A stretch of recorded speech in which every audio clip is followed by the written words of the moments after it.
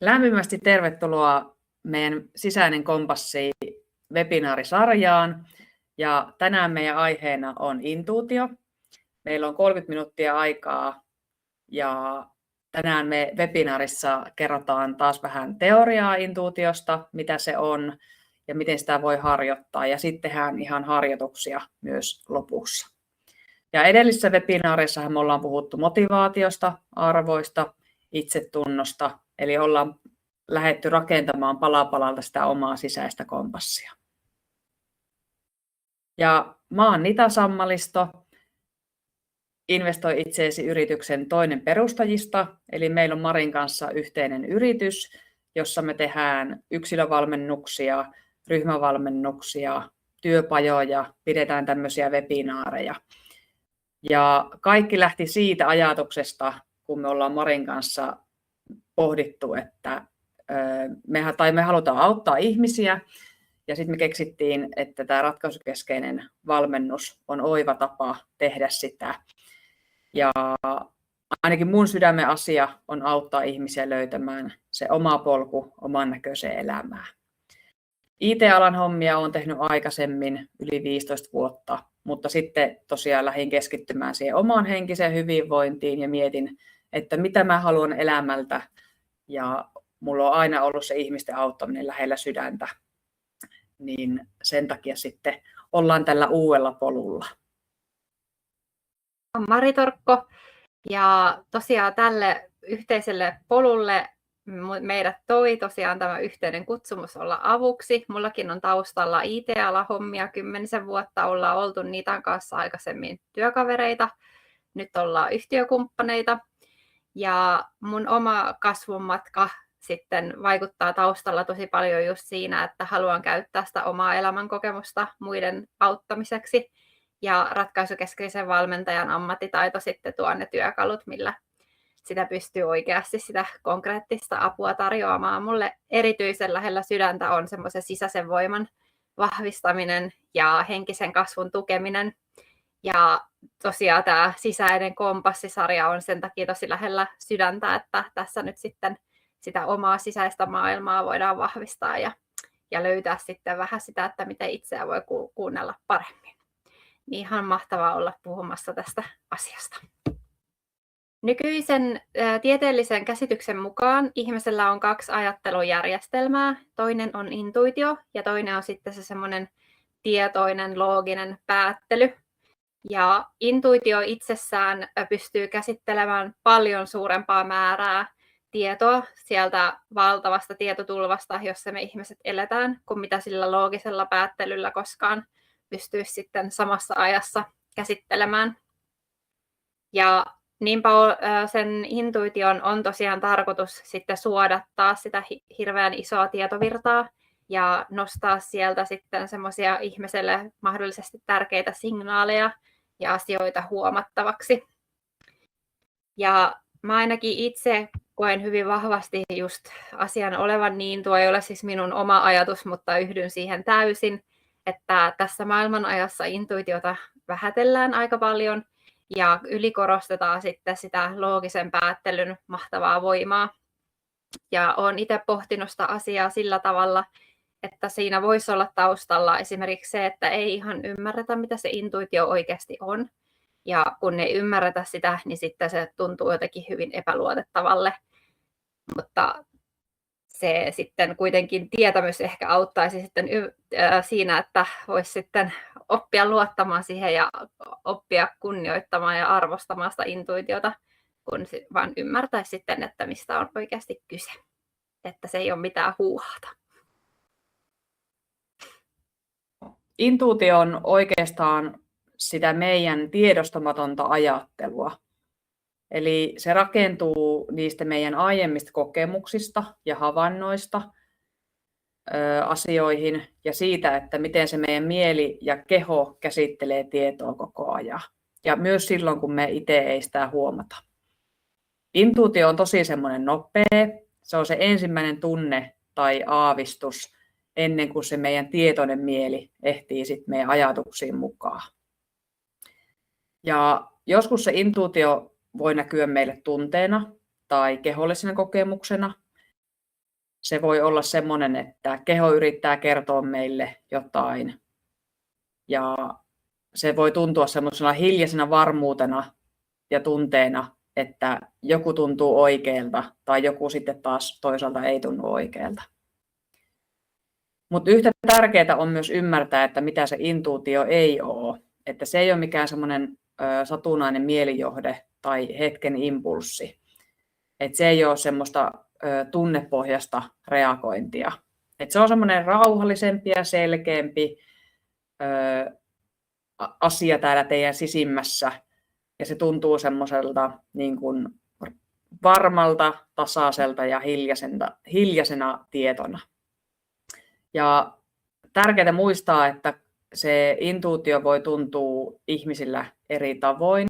Eli niin kuin sanoin, niin joskus se toisella voisi tuntua niin kuin kehollisena tunteena tai sitten toisella vaan niin kuin ajatustasolla on joku fiilis tai aavistus. Joo, intuitio jakautuu sitten käytännössä 3 lajiin. On vaistopohjaista intuitiota, on asiantuntijan intuitiota ja sitten on vielä tämmöistä kuin superintuitio. Ja tietyllä tapaa yhteistä näille kaikille intuition lajeille on se, että ihminen ei hirveän usein osaa silleen selkeästi sanottaa, että mistä se tieto kumpuaa. Tietoisella mielellä tosiaan sen prosessointi ottaa oman aikansa, mutta jostakin se ymmärrys ja selkeys ja tieto vaan sitten sieltä kummallisesti pompsahtaa nopeasti mieleen. Vaistopohjainen intuitio pohjautuu ihmisen pitkään historiaan osana eläinkuntaa. Eli me ihmiset jaetaan eläinten kanssa hyvin paljon samoja vaistoja ja tunteita, jotka kulkeutuu sitten geeneissä ja semmoisissa opituissa toimintamalleissa meille. Vaistopohjaisen intuition viestit on yleensä hyvinkin kehollisia ja niiden huomaaminen ja sen vahvistaminen on sitten sellaista omassa kehossa läsnäoloa vaativaa. Vaistopohjaisen intuition tärkein tehtävä on tukea meidän hyvinvointia ja myös selviytymistä. Eli käytännössä esimerkiksi primitiivireaktiot, vaikka käärmeen säikähtäminen polulla, niin se on semmoinen intuitiivinen reaktio. Tänä päivänä ihmiset on aika erkaantunut luonnosta, eikä niitä käärmeitä kauheasti törmää, niin ei ole semmoinen alituinen uhka, mutta siitä huolimatta se primitiivireaktio siellä metsässä sitten yhtäkkiä keho kuitenkin hyppää. Sen lisäksi sitten, että se oikeasti tosiaan koittaa tukea sitä selviytymistä ja hyvinvointia, niin siellä sitten varsinkin niissä opituissa toimintamalleissa voi sitten periytyä meillä sellaista vinoa perhedynamiikkaa, jotain ylisukupolvisia traumoja ja esimerkiksi jotakin valtakierteitäkin sitten. Eli ne ei välttämättä kuitenkaan sitten aina ehkä ihan täysin palvele, jos ne on tämmöisiä vinoumia, mitä sieltä on tullut. Eli sekin on hyvä tiedostaa. Asiantuntijan intuitio pohjautuu sitten esimerkiksi opiskeluun tai pitkään työkokemukseen tai vaikka omasta henkilökohtaisesta kiinnostuksesta syntyneeseen pitkälliseen johonkin asiaan perehtyneisyyteen. Ja ihmisellä on silloin semmoinen valtava tietopankki siellä mielessä, jota intuitio pystyy sitten hyödyntämään. Ja se näyttäytyy sitten usein selkeänä semmoisena kokonaisuuksien ja kompleksisten asioiden hahmottamisena, että sä tiedät, mikä tuntuu oikealle suunnalle tai ratkaisulle tiettyssä tilanteessa. Ja sitäkin on hirveän vaikea sanottaa siinä, että mistä tämä tieto mun mieleen nyt on tullut. Mutta ihan itselläkin on semmoinen pitkällisestä projektityöstä ja työpajojen fasilitoinnista tullut semmoinen asiantuntijan intuitio sitten niihin tilanteisiin, jossa tehdään projektityötä tai yhteisiä työpajoja, että mikä tavallaan nyt on tässä se esimerkiksi kitka ja miten sitä kitkaa voisi ratkaista, niin se kumpuaa sitten se tieto sieltä jostain intuition uumenista, mutta ei sitä pysty sitten sillä tavalla selittämään, että mihin nyt loogisen päättelyn prosessikaavioon. Tämä mun mielessä nyt liittyy tämä mun syvältä kummunnut tieto.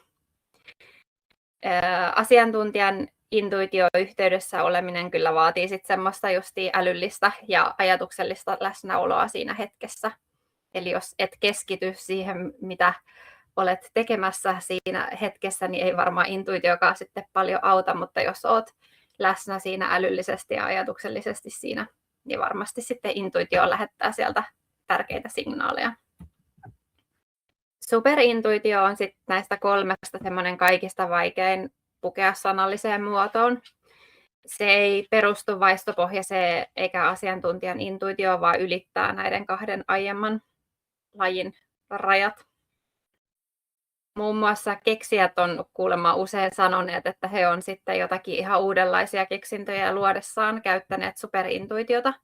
Eli hekään ei niin kuin osaa sanoa, että mistä se ratkaisu on tullut, mutta ovat sitten kuitenkin seuranneet sitä ja jälkikäteen voineet huomata, että se piti paikkansa ja oli toimiva se ratkaisu, joka sinne mieleen oli juolahtanut.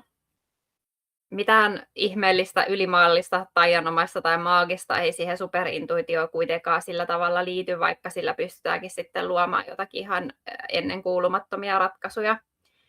Ja siihen omaan superintuitioyhteydessä oleminen vaatii kyllä yleensä sitten semmoista kiitollisuutta ja uskoa johonkin vähän suurempaan hyvään, mikä on tulossa. Ja mä luulen, että tämä superintuitio on se, mitä kaikista eniten ehkä sitten ei ymmärretä ja sitä vähätellään. Ehkä se on niin kuin ymmärrettävääkin, että kun sitä ei oikein, tai tosi vaikea sanallistaa, niin miten sitä sitten lähtee tunnistamaan. Mutta mun mielestä toi oli hyvä toi, mitä sanoit, että se yhteys, että kun on se yhteys itseensä, niin sieltä se sitten lähtee. Joo, ja sitten kun tiedekään ei oikein tällä hetkellä osaa selittää sitä superintuitioon, niin se on varmasti se yksi asia siellä taustalla sitten. Mutta se superintuitiokaan ei siis tosiaan liity mihinkään sattumiin tai toiveajatteluun tai kuvitteluun, vaikka se saattaisi ehkä sille sitten näyttääkin, jos siihen suhtautuu skeptisesti, että varsinkin ihmisten, joiden oma intuitio on enemmän tuommoista vaistopohjasta tai asiantuntijan intuitiota, niin sitten se voi tuntua semmoiselle vähän oudolle se superintuitio, jos ei siihen ole ollut itse vielä oikein kosketuksissa omassa elämässä.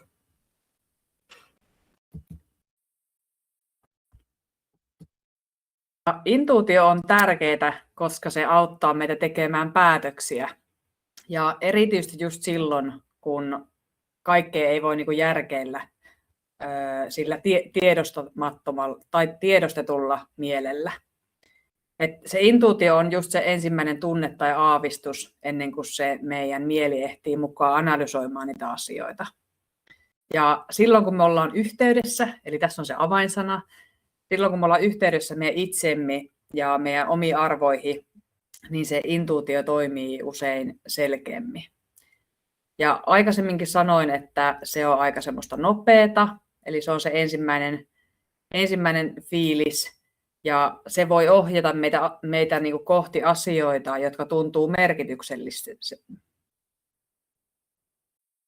Ja se voi ohjata meitä kohti asioita, jotka tuntuu merkitykselliseltä, ja toisaalta sitten taas pois niistä asioista, jotka ei tunnu ehkä ihan niin omilta. Et se intuitio niin kuin tavallaan poimii meille koko ajan semmoisia havaintoja, antaa erilaisia signaaleja, mutta kaikki niistä ei ole aina yhtä oleellisia.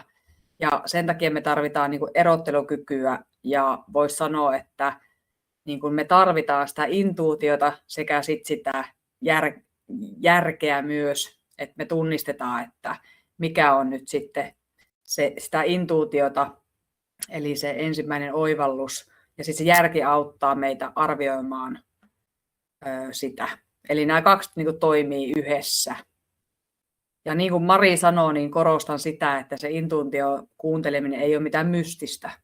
Että usein riittää, että vähän pysähtyy, rauhoittaa sitä omaa mieltä ja antaa itselleen hetken olla ilman semmoista jatkuvaa analysointia, niin silloin se oma sisäinen ääni alkaa kuulua paremmin ja uskaltaa pysähtyä sen äärelle.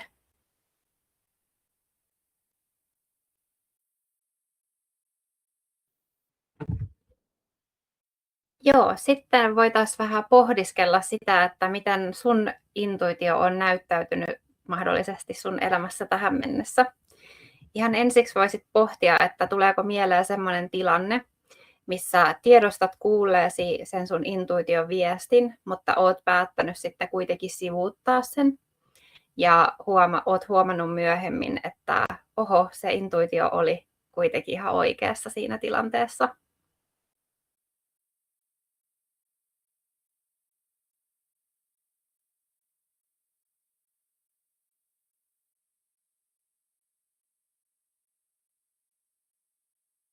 Mulle tulee ainakin nuoruudesta montakin hyvää esimerkkiä mieleen näistä. Ehkä nykyään osaa enemmän luottaa sitten siihen omaan intuitioon. No, toisena pohdintana voisit sitten miettiä vielä, että minkälainen esimerkki sulla juolahtaa mieleen sitten semmoisesta tapahtumasta, missä olet myös kuullut sen sun intuition viestin ja päättänyt sitten kuunnella sitä ja olet jälkikäteen huomannut, että se sun intuitio oli silläkin kertaa ihan oikeassa.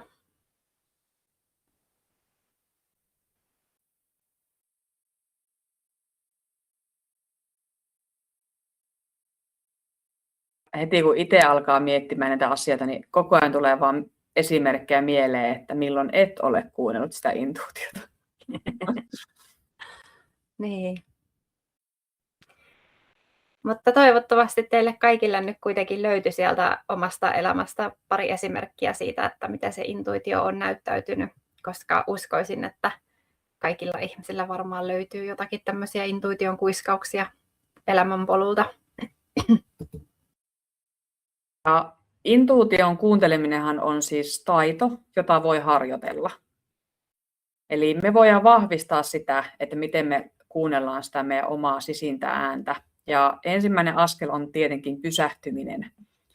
Eli kun me hidastetaan ja rauhoitutaan ja annetaan itsellemme se aika niin kuin ilman sitä jatkuvaa tekemistä tai ajattelua, niin se meidän sisäinen ääni alkaa kuulua vähän selkeämmin. Eli pitäisi niin kuin pystyä hiljentämään se mielenhäly ja vaan pysähtyä siihen hetkeen omien ajatusten äärelle. Toinen tärkeä asia on tunteiden havainnointi. Eli kannattaa kiinnittää huomiota siihen, että mitkä asiat vetää puoleensa ja mitkä asiat taas työntää pois. Että onko kyseessä, kannattaa myös miettiä sitä, että onko kyseessä tunne, pelko, toive vai onko se oikeasti intuutiota. Koska semmoisen intuitiivisen päätöksen taustalla on aina rauha, ei esim. Vaikka pelko. Eli ne kannattaa myös sitten niin kuin, havainnoida, että niissä on myös eroa. Kolmas on kehon kuuntelu. Eli se intuitio ei ole pelkkä ajatus ja joskus se voi tuntua myös kehossa. Eli kannattaa alkaa havainnoida, että miltä teidän tekemät päätökset, esim. Kyllä tai ei, lähdenkö lenkille tai en, niin tuntuu teidän omassa kehossa.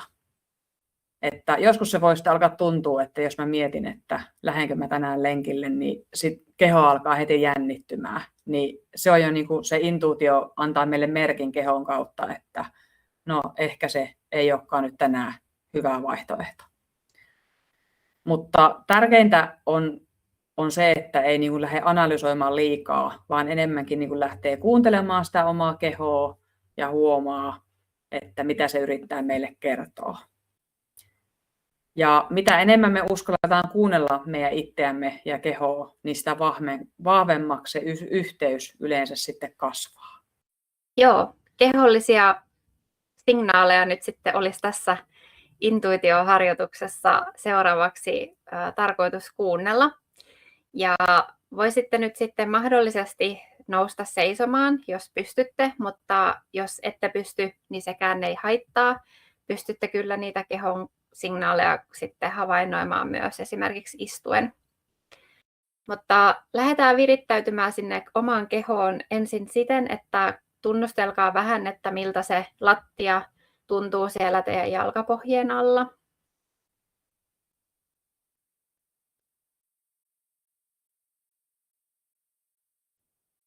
Miltä se keho tuntuu, miten paino jakautuu tällä hetkellä teidän nykyisessä asennossa.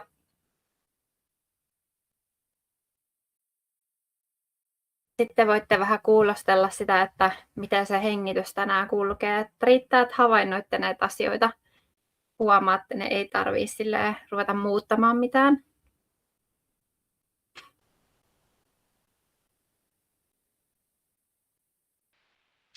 Ja nyt sitten miettikää mielessä jotakin valintaa vaativaa asiaa. Ei tarvitse olla mitään suurta tai kuormittavaa. Se voi olla joku ihan tosi pieni kysymys nyt sitten ja valinta tähän harjoitukseen. Esimerkiksi, että menenkö tänään lenkille vai lepäänkö? Tai teenkö tämän tehtävän vai tuon tehtävän? Eli voi olla ihan tämmöinen pieni esimerkki, kunhan teillä on siihen 2 vaihtoehtoa siihen teidän valintaan tavallaan tätä harjoitusta varten. Ja sitten voi sitten kuvitella, että mikä ikinä se teidän vaihtoehto A on se nyt sitten lenkille tai kyllä, niin se on teidän vasemmalla puolella. Ja vaihtoehto B, jos se on sitten lepääminen tai ei, niin se on teidän oikealla puolella. Niin käyttäkää hetki aikaa kuvitteluun näitä 2 vaihtoehtoa varten.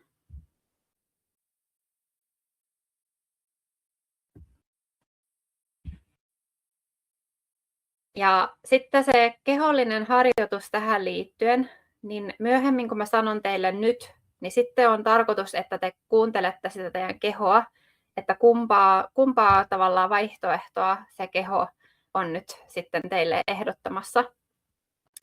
Se liike on näkyvää tai ei ole näkyvää, eli lähinnä nyt vaan, että havaitsette, vaikka se ei olisi mitään näkyvää, niin te voitte havaita sen siellä teidän kehossa.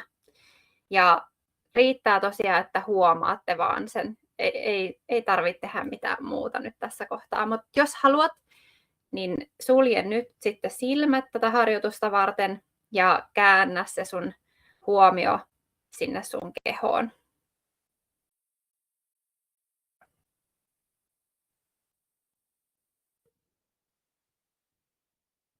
Ja nyt olisi sitten aika sille kehon signaalille.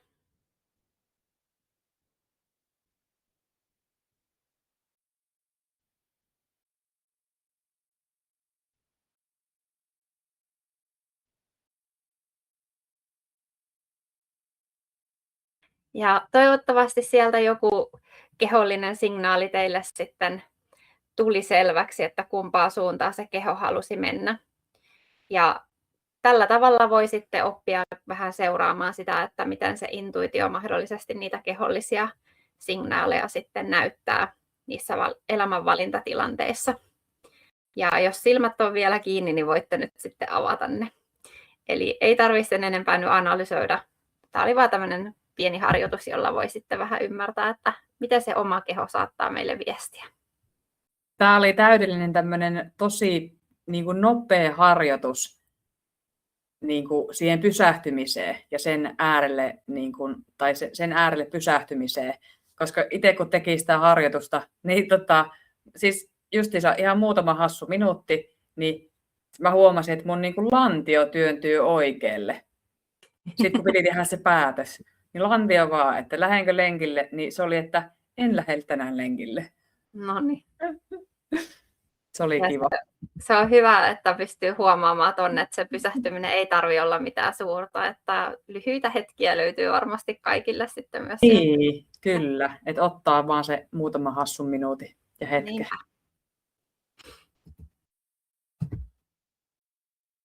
Ja yksi asia, minkä mä toivon, että otatte mukaan tästä webinaarista, on se, että se intuitio ei ole mitään, mitä pitää löytää, vaan jotain, mitä voi opetella kuuntelemaan. Että se on meillä kaikilla olemassa, mutta siinä arjen pyörteissä se jää helposti vaan muiden asioiden alle ja sen arjen hälyn alle. Eli riittää, tai usein se, että pysähtyy hetkeksi ja kuuntelee itseään, niin vie yllättävän pitkälle. Sitten mä haluan jättää teille vielä yhden kysymyksen pohdittavaksi, että missä tilanteessa sulla on viimeksi tuntunut, että jokin asia tuntuu sisimmässä oikealta. Ja mitä tapahtuisi, jos ensi kerralla sit oikeasti luottaisit siihen sun tunteeseen enemmän ja menisit sitten sen mukaan? Meidän sarjan viimeinen webinaari tulee kuukauden päästä 13.5. ja silloin aiheena on itsensä kuuntelu, joten nähdään ensi webinaarissa. Ihanaa, kun olit katsomassa tallennetta ja toivottavasti sait tästäkin puolesta tunnista jotakin hyödyllistä omaa elämässä varten. Se on meille se suurin arvo näistä. Kyllä. Kiitoksia. Kiitos, moikka! Moikka!